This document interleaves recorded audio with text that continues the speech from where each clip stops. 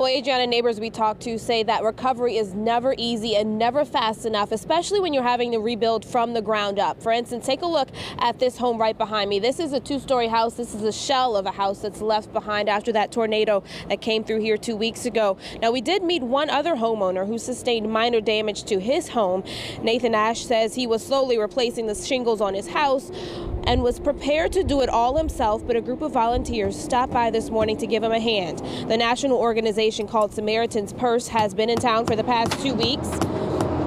A group of about 70 volunteers from New Orleans and across the country has been working their way through these neighborhoods, helping residents any way possible, tarping roofs, cutting tree limbs, and removing debris. The group leader says they're here to offer help and comfort. But some of these people, they don't have any. They don't have any money to pay for this. Some of them don't have insurance. FEMA's here to help also, but sometimes, they need more than that. When people get their roofs tore off, they have no place to go. We've been able to at least tarp it to save some of the content inside.